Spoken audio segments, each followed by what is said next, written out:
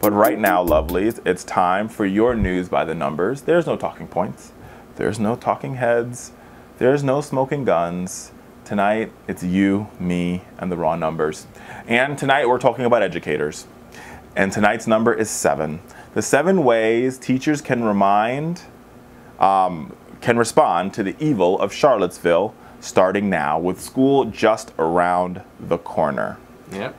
The first thing they can do is to recognize that humanity and radical anti-racism is our curriculum for every subject. That sounds about right. I mean, generally public school textbooks are, especially in the South, are not that great at like being morally unambiguous about what happened in the past and the effects of it today. You hear the argument a lot that, you know, we're living in a post-racial society and racism doesn't exist, and that everyone who's saying, you know, Black Lives Matter is actually the racist because they're acknowledging that races are a thing. And I think it is teachers' responsibility to teach these lessons, as uncomfortable. I mean, this shouldn't be a political issue, right? Like, I think this is a human issue, and it's like common sense, right? And I heard that, and as I was watching some of the coverage around the Charlottesville thing, I heard people in the conservative folks that were like, oh, the reason why we're having the alt-right is because of identity politics on the left, and I'm just like, yo, no. And I'm like, huh? And I'm like, people, the KKK, and I had to go back and look at all of this stuff. Like, I really had to take a trip back down memory lane, right? And brush up on history. Because I think sometimes you've got to brush up on history. And so let's lay this all out here. So 1860 was the first year that a major political had abolishing slavery as part of their party platform. That was the Republican Party, right? They won the election. It was a 4-way election. They won. That was Abraham Lincoln. At the point that he became the president, a number of states they left the country. Like, we're out. This is so bad. We love slaves so much. We love the ideal of owning black people so much that we are going to leave the United States of America. Yeah. So they were the definition of un-American. They're like, we're out. We've exited America. Yeah, like hasta luego, arrivederci, we're out. Then more states were like, you know what? We agree with that state. We're leaving. So Abraham Lincoln was like, well, we're going to keep the United States of America. And if you guys want to leave, okay. Then we're just going to fight you to stay. And so then we had a war, and there was so a couple of these ragtag bunch of racists, they attacked Fort Sumter, and we went to the Civil War.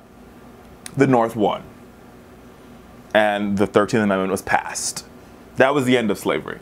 So this is all. So people would argue this goes back to, now this takes us to present day, Charlottesville, which is where we are right now. Yep. Right. So then they've erected, especially in the South, below the Mason-Dixon line, which is Maryland is considered part of the Mason-Dixon line. There are all of these statues dedicated to these generals. Now, I don't give a hoot whether or not the generals liked black people or didn't like black people. They picked a side, right? They picked a side.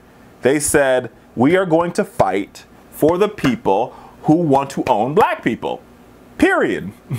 I don't care if they're like, well, I don't have any slaves, but I'm going to fight for the people who have slaves. And like my mama say, birds of a feather flock together.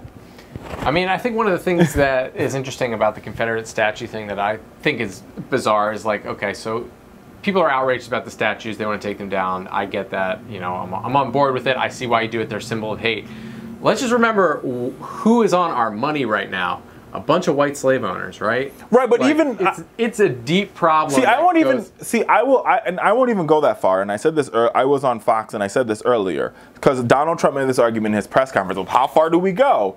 And I will give you where we go to, because I believe that if you look at our history gives you clear sort of indicators. So I think 1860 to me seems to be. I won't follow others. 1860 is where our country made a choice that we were going to say that black people are humans and should be treated as such. 1860, boom. So if you were our founding father, George Washington had slaves, even though he freed his slaves after he died. Thomas Jefferson had slaves. James Madison had slaves, whatever. 1860, cutoff point.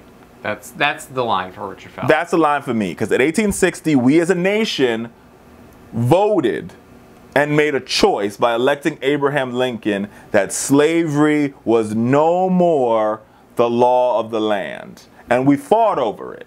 And in 1865, when the Civil War was over, we passed a constitutional amendment that said black people, and then we passed the 13th and the 14th Amendment. So black people are now citizens and they can vote. At this point in time, that's it. We are equal, period. So we should be treated equal, boom. Now we can go into Dred Scott and we can talk about that later.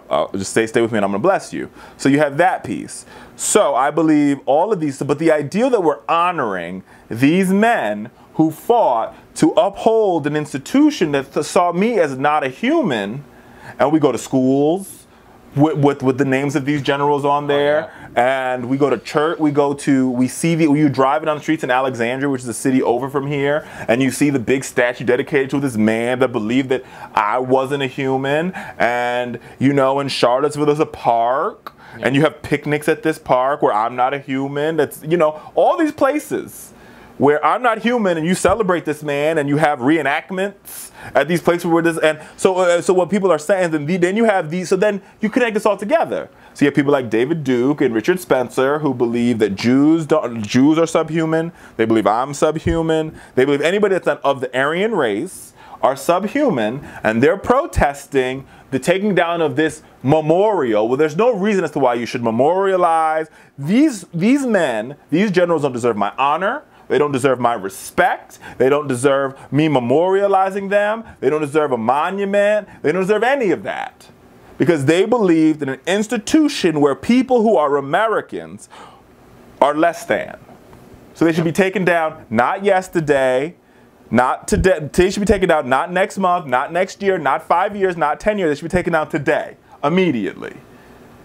And if we put these statues up there and we continue to honor them, we are honoring an institution where 17 to 18% of this country is seen as less than human. And that is problematic, right? And that continues to uphold this ideal of white supremacy, which is how we got to Charlottesville. Yep.